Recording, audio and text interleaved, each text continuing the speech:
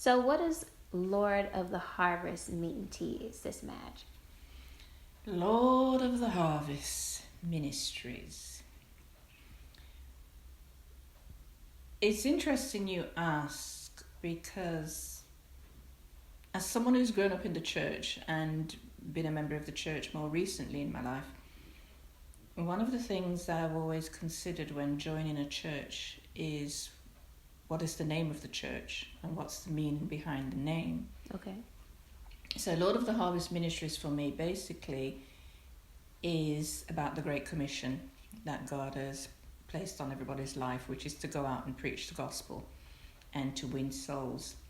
And so as members of Lord of the Harvest and disciples of the kingdom of heaven, our calling as individuals is to go out and share the gospel, share the good news, and in so doing we're harvesting the souls of people that are out there for the kingdom of God.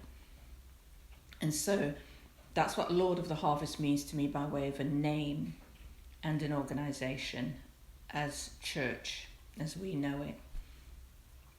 What it also means for me on a more personal level is a sense of family and community, mission and purpose, because as a member of an organisation, the church, Lord of the Harvest Ministries in particular, I am enabled to serve God as a Christian under the covering of a church umbrella and through the organisational administration of a church, working collectively as one member but part of a whole body of people that's being led by God's appointed leaders, which is Pastor T and Pastor O in this case, because I think we can be disciples, but there's always a risk or a potential that we can go off and be doing our own thing, whereas I think when you're part of an organisation, a church organisation like Lord of the Harvest Ministries, it gives you a collective support and it gives you a central focus to be doing God's work as disciples of the kingdom. And so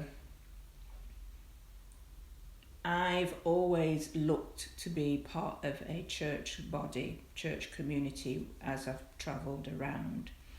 And Lord of the Harvest Ministries, in terms of me and my husband being a member, I think was meant to be, because I met Pastor O and Pastor T in Germany at a church that I randomly picked in Germany, and they happened to be held as at that church. And then they left Germany and came to Virginia. Now, I didn't know this was happening because at the time I was in England on holiday. When I came back, I discovered that, they'd gone. And anyway, my husband's time came to be restationed. And we went through a process of deciding in consultation with his supervisor where the next PCS station would be. And we landed with Virginia. And it's interesting because just before we left Germany to come to Virginia, Pastor T returned to Germany for a visit. Oh.